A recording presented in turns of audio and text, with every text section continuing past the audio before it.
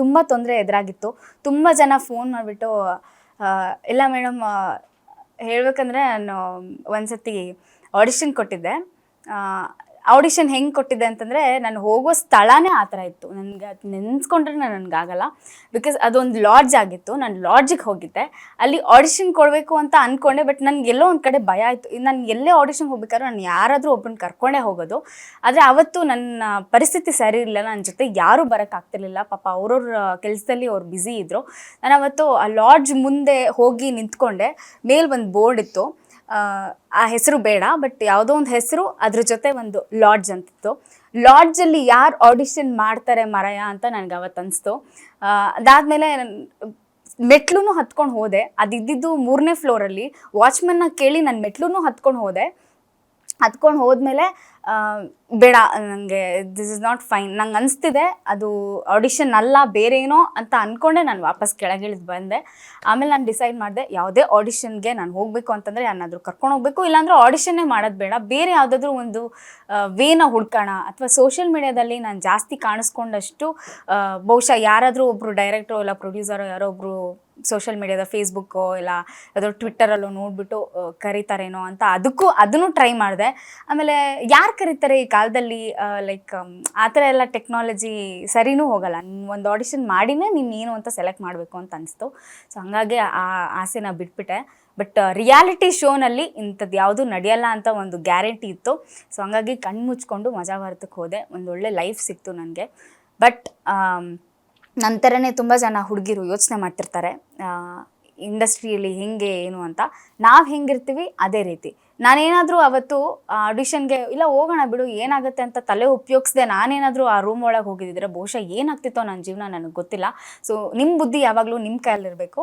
ಮತ್ತು ನಿಮ್ಮ ಪೇರೆಂಟ್ಸ್ ಹೆಲ್ಪ್ನ ನೀವು ದಯವಿಟ್ಟು ತೊಗೋಬೋದು. ಯಾವ್ದಾದ್ರು ಆಡಿಷನ್ಗೆ ಹೋಗುವಾಗ ಆಗಿರ್ಬೋದು, ಅಥವಾ ನಿಮ್ಮ ಸ್ನೇಹಿತರನ್ನ ಕರ್ಕೊಂಡು ಹೋಗ್ಬೋದು. ನಿಮ್ಗೆ ಡೌಟ್ ಇತ್ತು ಅಂತಂದರೆ ನೀವು ಹೋಗೋದೇ ಬೇಕಾಗಿಲ್ಲ. ಅಂಥ ಅನಿವಾರ್ಯ ಏನಿದೆ, ಅದಕ್ಕಿಂತ ಬೇರೇನೂ ಸಿಗಲ್ವಾ ಜೀವನದಲ್ಲಿ ಕೆಲಸ ಮಾಡೋದಕ್ಕೆ ಅಂತ ನನ್ನ ಅಭಿಪ್ರಾಯ. ಬಟ್ ಇದೇ ಫೀಲ್ಡಲ್ಲಿ ಇರಬೇಕು ಅಂತ ಅನ್ಸೋರಿಗೆ ನಾವು ಹೆಂಗಿರ್ತೀವಿ ಅದು ಹಾಗೆ ರಿಪ್ಲೈ ಆಗುತ್ತೆ. ನಾನೇನಾದರೂ ಹೋಗಿದ್ದಿದ್ರೆ ನನ್ನ ಹಾಗೆ ನೋಡ್ತಾಯಿದ್ರು, ನನ್ನನ್ನು ಅದೇ ಥರ ತೊಗೋತಾಯಿದ್ರು. ನೀನು ಬಂದು ಮಲ್ಕೊಂಡ್ರೆ ಮಾತ್ರ ನಿನಗೆ ಸಿನಿಮಾ ಅಥವಾ ಸೀರಿಯಲು ಅಂತಲೂ ಆಗಿರ್ತಿತ್ತು. ಅಂಥ ಜನನೇ ಬೇರೆ ಇದ್ದಾರೆ. ಅಂಥ ಫೀಲ್ಡಿಗೆ ಹೋಗದೆ ನಾನು ಪಕ್ಕಕ್ಕೆ ಬಂದಿದ್ದೀನಿ. ಸೊ ಏನೂ ಇಲ್ಲ, ಇಂಡಸ್ಟ್ರಿಲಿ ಆ ಥರ ಯಾವುದೂ ಕೆಟ್ಟದ್ದಿಲ್ಲ, ಇದೆ. ಬಟ್ ನೀವು ಅದನ್ನು ನೋಡೋಕ್ಕೆ ಹೋಗಬೇಡಿ, ಆ ಕಡೆ ಹೋಗಬೇಡಿ. ಒಳ್ಳೆತನವೂ ಇದೆ, ನೀವು ಆ ಕಡೆ ಬನ್ನಿ, ಅದರಲ್ಲೇ ಸಕ್ಸಸ್ ಆಗಿ.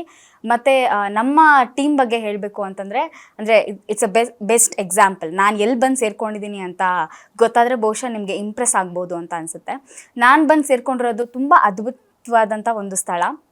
ಅಲ್ಲಿ ನಾನು 100% ಸೇಫ್ ಆಗಿದ್ದೀನಿ.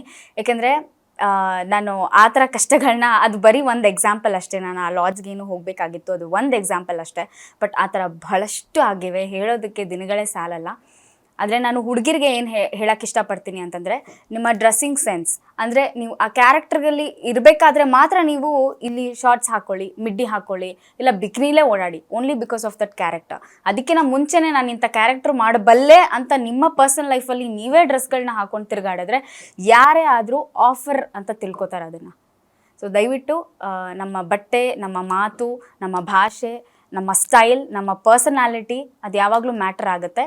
ಅದು ನಾವು ಎಷ್ಟು ಸರಿ ಇರ್ತೀವಿ ನಮ್ಗೆ ಅದೇ ರೀತಿ ರಿಫ್ಲೆಕ್ಟ್ ಆಗುತ್ತೆ ಅಂತ ನಾನು ಹೇಳೋಕ್ಕೆ ಇಷ್ಟಪಡ್ತೀನಿ. ಬೇಸರ ಬಿಗಿನಿಂಗಲ್ಲಿತ್ತು. ಅವ್ರಿಗೆ ಇಷ್ಟನೇ ಇರಲಿಲ್ಲ ಯಾಕೆ ಹೋಗಬೇಕು ಅಂತ, ಅಂದರೆ ನಮ್ಮ ತಾಯಿ ಸೈಡಿಂದ. ಯಾಕೆಂದರೆ ತಾಯಿ ಅದೊಳಗೆ ಹೆಣ್ಮಕ್ಳು ಹೆಂಗಪ್ಪ ಜೀವನ ಮಾಡ್ತಾರೆ ಅನ್ನೋ ಒಂದು ಭಯ ಇರುತ್ತೆ.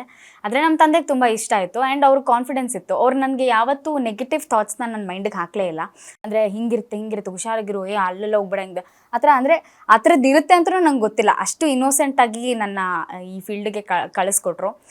ಆ್ಯಂಡ್ ಈಗ ತುಂಬ ಖುಷಿಯಾಗಿದ್ದಾರೆ. ನಮ್ಮಪ್ಪಂಗೆ ಪ್ರತಿಯೊಂದು ಹೇಳ್ತಿರ್ತೀನಿ ನಾನು. ಆಮೇಲೆ ನಮ್ಮಪ್ಪನ ಫೇಸ್ಬುಕ್ ಯೂಸ್ ಮಾಡೋಕ್ಕೆ ಬರಲ್ಲ. ಬಟ್ ನನ್ನ ಪೋಸ್ಟ್ಗಳನ್ನ ಹಾಕಬೇಕು ಅಂತ ನನ್ನ ಹೆಲ್ಪ್ ತೊಗೊಂಡು ಅವ್ರು ನನ್ನ ಹತ್ರ ಕಲ್ತ್ಕೊಂಡು ನನ್ನ ಪೋಸ್ಟ್ಗಳನ್ನ ಅವ್ರ ಫೇಸ್ಬುಕ್ಕಲ್ಲಿ, ಅವರು ಇನ್ಸ್ಟಾಗ್ರಾಮಲ್ಲಿ ಹಾಕೋತಾ ಇರ್ತಾರೆ. ಅದು ನಂಗೆ ತುಂಬ ಖುಷಿ ಕೊಡುತ್ತೆ. ಆ್ಯಂಡ್ ನಮ್ಮ ತಾಯಿಗೆ ನಾನು ಇಷ್ಟೆಲ್ಲ ಮಾಡಿದ್ರೂ ಅವ್ರಿಗೆ ಸ್ಯಾಟಿಸ್ಫ್ಯಾಕ್ಷನ್ ಇಲ್ಲ. ಅವ್ರಿಗೆ ಒಟ್ಟಿನಲ್ಲಿ ನಾನು ಮದುವೆ ಆಗಿ ಮಕ್ಕಳು ಮಾಡ್ಕೋಬೇಕು, ಇಲ್ಲ ಒಂದು ಲೈಫಲ್ಲಿ ಸೆಟ್ಲ್ ಆಗಬೇಕು, ಆ ಒಂದು ಝೋನ್ ಇದೆ ಅಲ್ಲ, ಆ ಝೋನಲ್ಲೇ ಇರಬೇಕು ಅಂತ ನಮ್ಮಮ್ಮ ಇವತ್ತಿಗೂ ಆಸೆ ಪಡ್ತಾರೆ. ಬಟ್ ಸ್ಟಿಲ್ ನಾನು ತುಂಬ ಟ್ರೈ ಮಾಡ್ತಾಯಿದ್ದೀನಿ ಅವ್ರಿಗೆ ಎಕ್ಸ್ಪ್ಲೇನ್ ಮಾಡೋಕ್ಕೆ. ಗೊತ್ತಿಲ್ಲ, ಇನ್ನೊಂದು ಲೆವೆಲ್ ಜಾಸ್ತಿ ಏನಾದರೂ ಸಾಧನೆ ಮಾಡಿದಾಗ ಅವ್ರಿಗೇನಾದರೂ ಅರ್ಥ ಆಗ್ಬೋದೇನೋ ಗೊತ್ತಿಲ್ಲ. ನನ್ನ ಬೆನ್ನೆಲುಬು ಜಗಪ್ಪ ಅಂತ. ಅವ್ರು ನನಗೆ ತುಂಬ ಸಪೋರ್ಟ್ ಮಾಡಿದ್ದಾರೆ. ನನ್ನ ಜೀವನದಲ್ಲೇ ನನ್ನ ಲೈಫಲ್ಲಿ ಅವ್ರಿಗೆ ತುಂಬ ಋಣಿಯಾಗಿರಬೇಕು ಅಂತ ನಾನು ಅನ್ಕೋತೀನಿ. ಯಾಕೆಂದರೆ ನನಗೆ ಯಾವಾಗಲೂ ಹೆಲ್ಪ್ ಮಾಡ್ತಾರೆ ಅವರು. ಆ್ಯಂಡ್ ಬಹುಶಃ ನಾನು ಮಜಾವಾರ್ತದಲ್ಲಿರೋದಕ್ಕೂ ಅವರೇ ಕಾರಣ ಅಂತ ನನಗನ್ಸುತ್ತೆ. ಏಕೆಂದರೆ ತುಂಬ ಸತಿ ನನ್ನ ಮಜಾವಾರ್ತದಲ್ಲಿ ಹೊರಗಡೆ ಕಳಿಸಿದ್ರು. ಏಕೆಂದರೆ ನಿನ್ನ ಸಾಮರ್ಥ್ಯ ಇಲ್ಲ ನಿನಗೆ ಆ್ಯಕ್ಟಿಂಗ್ ಮಾಡೋದ್ರಲ್ಲಿ ಅಂದರೆ ಅವ್ರ ಪರ್ಫಾರ್ಮೆನ್ಸ್ ಲೆವೆಲ್ ಇಲ್ಲಿತ್ತು, ನಂದು ಇದೇ ಪರ್ಫಾರ್ಮೆನ್ಸ್ ಲೆವೆಲ್ಲು. ಆದರೆ ಅದನ್ನು ತೋರಿಸ್ಕೊಳ್ಳೋಕ್ಕೆ ಬಿಟ್ಟಿರಲಿಲ್ಲ. ಬಿಕಾಸ್ ನನಗೆ ಭಯ ಜಾಸ್ತಿ. ಈಗ ಸ್ಟೇಜ್ ಮೇಲೆ ಹೋಗಬೇಕು ಅಥವಾ ಎಲ್ಲಾದರೂ ಪರ್ಫಾರ್ಮ್ ಮಾಡಬೇಕು ಅಂದರೆ ಭಯ ಬಿಡಬೇಕು. ಭಯ ಬಿಟ್ಟರೆ ನಿಮಗೆ ಏನಾದರೂ ತುಂಬ ಫ್ರೀಯಾಗಿ ಆ್ಯಕ್ಟ್ ಮಾಡೋಕ್ಕೆ ಸಾಧ್ಯ. ಅವರಿಗೆಲ್ಲ ನನಗಿಂತ ಜಾಸ್ತಿ ನಾಟಕಗಳನ್ನ ಮಾಡಿರೋರು. ಸೊ ಅವ್ರದ್ದು ಒಂದು ಲೆವೆಲ್ ಜಾಸ್ತಿ ಇತ್ತು. ಅವ್ರಿಗೆ ಕಾನ್ಫಿಡೆನ್ಸ್ ಚೆನ್ನಾಗಿತ್ತು. ಎಲ್ಲರೂ ಚೆನ್ನಾಗಿ ಪರ್ಫಾರ್ಮ್ ಮಾಡ್ಕೊಂಬರೋರು. ಬಟ್ ನಾನು ಮಾತ್ರ ಆ ಡೈಲಾಗ್ಸ್ನ ತುಂಬ ಮರಿತಿದ್ದೆ. ಇವತ್ತಿಗೂ ನನಗೆ ಪ್ರಾಬ್ಲಮ್ ಇರೋದು, ನಾನು ಡೈಲಾಗ್ಸ್ನ ತುಂಬ ಮರಿತೀನಿ ಅಂತ.